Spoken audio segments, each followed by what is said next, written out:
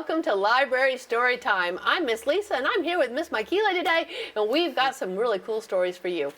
First of all, we're going to read The Luckiest Snowball. It's almost winter time. Snow's a-coming, right? You guys gonna make snowman? All right, here we go. It's winter and everything is covered in a blanket of snow. Izzy likes the snow. It's soft and it's cold and you can pick it up and you can pack it. See how she's made her snowball? And throw it. Wait, stop. Are you talking to me? Izzy asks. Yes, says the snowball. If you throw me, bam, then that's the end of me. Oh, I'm sorry, said Izzy. Let's do something else, said the snowball. Let's make a snow angel. Izzy likes making snow angels. So does the doggy. Let's build a snow fort, says the snowball. Izzy likes making a snow fort. He likes making a snowman, too. And at the end of the day, Izzy says, I have an idea. I'm going to take you home. What's home? Asks the snowball. Izzy introduces the snowball to Mommy. I'm going to call him Larry. Pleased to meet you, Larry, says Mommy. But after a few minutes, help, I'm melting. The snowball's inside, right? So it's going to start to melt. Izzy rescues Larry just in time. You'll be safe here, says Izzy. Don't worry, I'll visit you soon. Where's Izzy putting Larry? In the freezer. That's right. Larry makes friends with the sherbet and some frozen peas and 12 ice cubes. They are all very nice. The peas are especially sweet. A long time passes. The peas and the green beans and the hamburgers come and go. Every time the ice cubes leave, their tray comes back filled with water. Everyone is nice, but Larry misses Izzy. Izzy comes at last. It's springtime, says Izzy. Is this going to be a good idea to take the snowball outside? Larry has never seen so many colors: blue, green, red, orange, yellow, purple, and more. He feels so lucky to have seen spring until... You guys see what's happening? Help! I'm melting! Izzy comes to the rescue again. Larry is safe in the freezer where he tells all of his friends about spring. I think I remember spring, says the asparagus. I was just a little seedling then. Soon the asparagus leaves and some nice frozen yogurt pops come to stay, but not for long. Larry misses Izzy very much. Then one day, Izzy comes back. It's summer, he says, and he puts Larry in a blue box that's almost as cold as the freezer. Izzy covers the box and takes Larry for a long, long ride. It looks like he got a cooler full of ice. Think Larry's going to last long in the summer, in the cooler? Let's see. Izzy opens the box and Larry is nearly blinded by the bright yellow sun. He is surrounded by the sea and the sand and seagulls and creatures with shells. Larry feels so lucky to have seen summer until... Help! I'm melting! So back inside the blue box, it's not nearly as cold as it was before, and the ice cubes in the plastic bag are all gone. Oh, look, there had been ice cubes in there. Instead, it was a bag filled with water. Larry makes it back to the freezer just in time. Once Larry recovers, he tells his freezer friends about summer. We remember summer, said the frozen blueberries. That's when we got picked. The ice cubes and the frozen yogurt pops all come and go summer long. Larry waits and waits and waits, and he misses Izzy. When Izzy finally comes, he says, "Welcome to fall. Yeah, see? The temperature is much cooler than in summer, and the leaves on the trees are orange, red, yellow, and brown, and one of the trees has apples. Izzy and Larry jump into a big pile of leaves, and Izzy's dog Frankie jumps in too. Larry feels so lucky to have seen fall until... What's going to happen? No. Until what? What's going to happen? No. Help, I'm melting.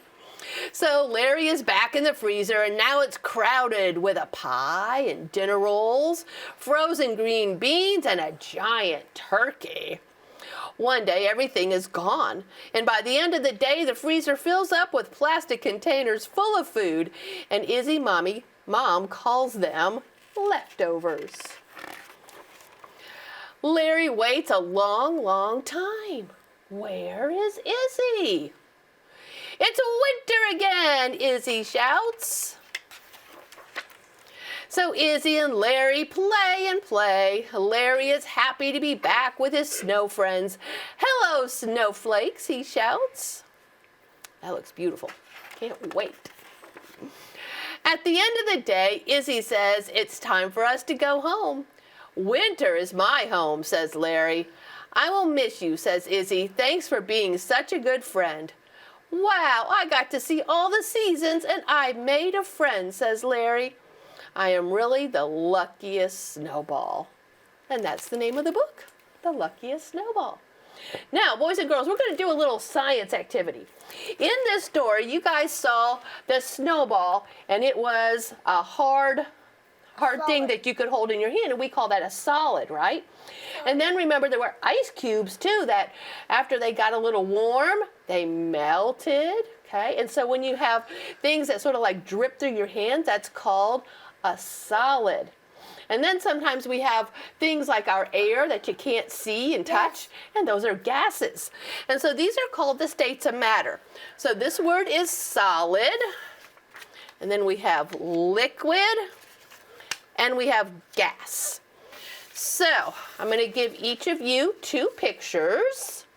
Take a look at those 2 pictures and see if you can tell what you have. Do you have solids, liquids, or gas? And I've got a couple up here right now. I have some ice cubes. So where would that go, guys? Solid. That's a solid, right? Because it's hard. You can clink it on a table, right? And then here we have some raindrops falling off of an umbrella. So this would be a liquid. Very good. All right. Does anyone else have another solid in their hand? Who has a solid? Okay, come put that one up here for us. How else can water be a solid? Can also be an icicle, right? Icicles are sort of fun, but they can also be dangerous because they're pointy and sharp on the end. All right, who else has a solid? Anybody else have a solid? What about this one? Can you put that up there for me? Another way that we see, put it right here, under the icicles. Another way that, okay, gotta slide it over. Another way that water is a solid is snow. All right, what about liquids? Who's got some liquids in their hand? Anybody got a liquid? Oh, we got lots of liquids here, right? Whoa, careful. Okay, so we have the water we drink. We have water in the pond. All right, do you have water right there too? It looks like you might have the ocean. And that's also just plain water. We call that a liquid. Good job. Wonderful. All right, what about the gases? Who's got a gas? All right, so our clouds. Good job. Up in the sky. And here we have a steamer that's putting steam in. What picture do you have left? That looks like hail. Hail are tiny ice balls that fall from the sky, and so they're going to be a solid. So let's go ahead and put that there. All right, boys and girls, that was a little science lesson today that we could learn from the book that we read. Pretty cool. So we have solids, liquids, and gas, and it's all water. All right, Miss Michaela's got a story for us today. Are we ready to listen to another story? This one is called Turtle Penguin Day.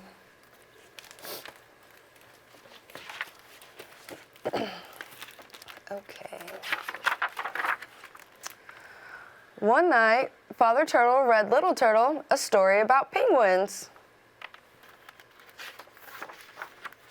When Little Turtle fell asleep, he dreamed he was a penguin.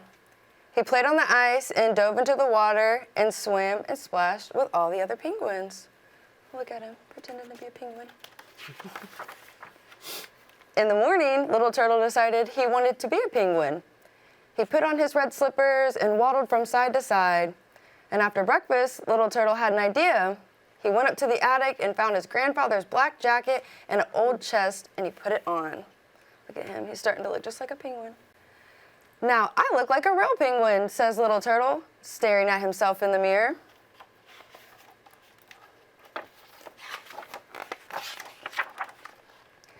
Hurry up, honey, said Mother Turtle, or you'll be late for school.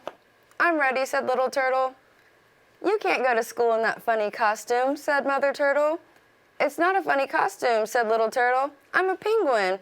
And then he put his book about penguins into his backpack and waddled outside to the school bus. Hello, Little Turtle, called the other kids on the school bus. Great costume. Thank you, said Little Turtle. I'm a penguin from the South Pole. Look at his jacket. Miss Dog, look, cried the children when they got to school.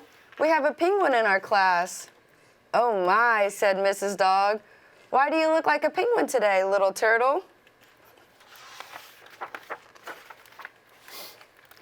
Because Daddy read me this book about penguins last night, said Little Turtle, and I love penguins. I love waddling from side to side like penguins do. I love sliding on my belly like penguins do. And I even love to sleep standing up like penguins do, said Little Turtle. Could you guys sleep standing up like that? I couldn't. I'd fall over. We want to be penguins too, cried all the children. So while Mrs. Dog read to them from the penguin book, they all tried to pass balls to each other using just their feet, the way penguins do with their eggs. Look at them.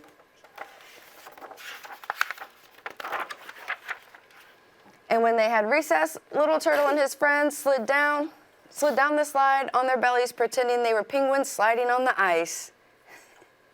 They all got their jackets just like him. During music time, they all danced a waddling penguin dance. And at nap time, all of them dreamed little penguin dreams. Look at them, they're all penguins. How was school today? Asked Mother Turtle. When Little Turtle came home, we had a penguin day, said Little Turtle. It was great. That night, Little Turtle ate fish-shaped crackers with dinner because penguins love fish. And before he went to sleep, Little Turtle brushed his penguin beak.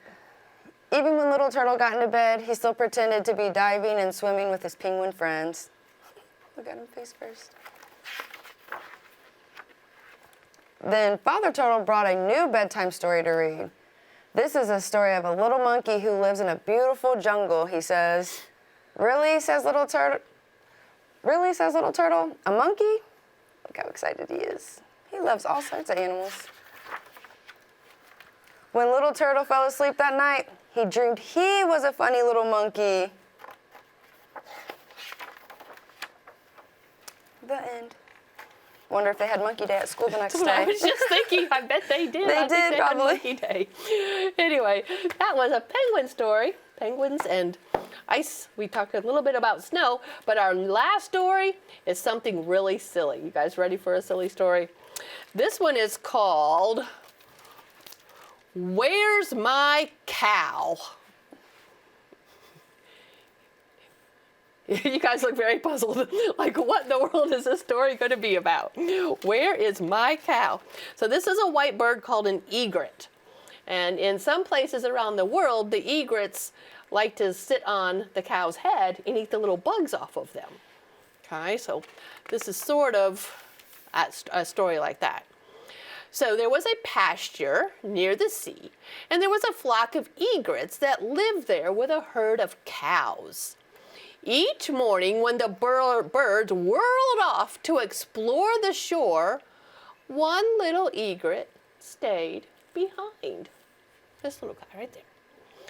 The flock squawked and screeched, catching the beachy breeze. Come on, come on! His friends are calling him to come with them. But the little egret wouldn't budge. So much hubbub made him woozy, and the beach seemed so far away. He preferred sticking close to his cow.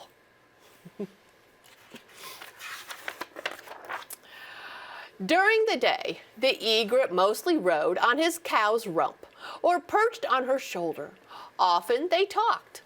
The cow had been in many places and had seen many things. She knew about ukuleles and picnics. That's what this little guy's playing right here. That's a ukulele.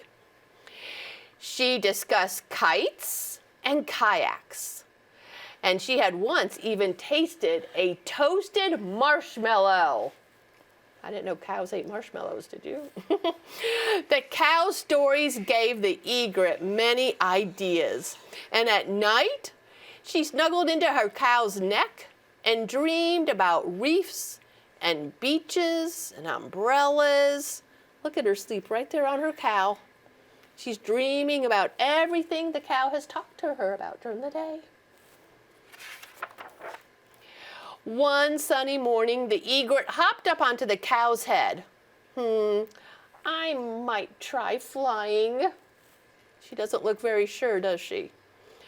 Do it, said the cow. Go see the beach. The sand squeals like a baby mouse. I would come right back, the egret said, but she still had the jitters. Absolutely, said the cow. And you would be here the whole time? The egret felt just a little bit braver. That's true, said the cow. Cow's not going anywhere, is she? The egret fluttered upward, hovering over the pasture. The view took his breath away. The ocean! Down below, he saw the herd shuffling in a blurry circle. Where's my cow? Queasy, the egret gulped, sputtered, and plunged ker-plump. Did she make it to the beach? Back so soon? The cow seemed surprised. I didn't go, said the egret. How would I ever even find you again? Because remember, a herd is a whole bunch of cows, so there's not just one there. The egret's afraid that she'll never find her cow. Well, it's obvious. The cow twitched her ears. Watch for these. Oh, that's obvious. So I'm going to look for the twitching ears. A joyful surge hurtled the egret across the sky. He scooped up a shell at the squeaky beach and then sped home. Cows covered the pasture like an inky lake. Every ear flickered and wiggled. The egret zigzagged over the herd, flapping back and forth. Where's my cow? Where's my cow? Where's my cow? See, look, there's other egrets on the cows, and all the cows' ears are twitching. How is she going to find her cow? At last he landed, frantic and frazzled. I lost you. How? Asked the cow. I've been wagging my ears like mad. But every cow has twitchy ears, said the egret. The cow thought about it. The next time I will switch my tail. Is that going to work? No. Do all the cows switch tails? Well, that's a good plan, said the egret, and he pointed at the shell. Look what I found just for you. Ooh, said the cow. In the morning, the egret made a beeline for the sea, skimming over the foamy surf. He snagged a streamer from a kite that had been caught in a palm tree, and then wheeled back, zooming over the dunes. Cows drifted across the pasture like black clouds in a green sky. Tails switched and hitched every which way. Where's my cow? Where's my cow? Where's my cow? He's got something to give his cow, but he can't find her. Look at all the tails, switching and switching. Finding her took ages. I thought you were gone. The egret felt wobbly and weepy. I thought you were gone, said the cow. I've been cracking my tail like a whip. Every cow's as switchy, said the egret. The next time I'll shout, and you shout back. The cow thought this was an excellent suggestion. The breeze teased the streamer. Look what I found for you. That's beautiful, said the cow. The following day, the egret soared out to the marsh. He stamped a pattern of tracks in the gooey mud and ate 3 shrimp. He even saw a sailboat out there in the ocean. And he picked up a twisty, twisty stick. The egret couldn't wait to tell the cow all about his adventure. Ma, ma, ma, he squawked. Every cow lifted up its velvety nose and mooed, mooed, mooed. Look at, they're all talking back to the egret. The egret flopped onto one wrong cow and hopped across a dozen others before he finally found his cow. Finally, the cow's voice sounded a little scratchy. I shouted myself silly. The egret wheezed, me too. Everyone on the ground is a cow, and everyone in the sky is a bird. Phooey, the cow frowned. We need something that you can spot from a ways away, right? Hey, will this do? Look what I found for you. The egret stuck the stick into the ground. It's something eye-catchy, something upstanding, something like... What do you think she's doing? How is she, what is she making that she's going to be able to see her cow from up in the sky? Any ideas? A flag! Why, that's super, said the cow. See the flag? Sort of a silly looking flag, but that's what they have, huh? Now every morning the flock takes off to explore the shore, and at the end of the day, when the rosy sky is full of birds and the pasture is filled with cows, the little egret wonders, where's my cow? Where's my cow? Can we see the cow from up to the sky? I don't see the little flag. Well, and there she is. That's more than a flag, right? What are some other things that the egret brought to her cow? You see some other things in there? What else did they bring? Do you guys know what this blue stuff is? This blue and white? It's like a floaty, something that, yeah. And then what's this brown stuff that she brought back? Maybe some seaweed? Yeah, right. What's this up here? Glasses. Yeah, sunglasses. And they brought back a hat. And what's this big thing? A floaty. Yeah, a unicorn floaty, right? What about this right here? What else did she find? Goggles. Goggles? Was there anything? What? This looks like maybe one of the little the life jacket, one of those little arm floaties for the little kids when they're first learning to swim. And then we have this down here too. A bucket. And what's this? A kite. No, it's not a kite. That's what scuba divers wear on their feet, Yeah, like a little flipper. Oh, and we have this up here. In her shell she found at the beginning. Right. So we have a flip-flop.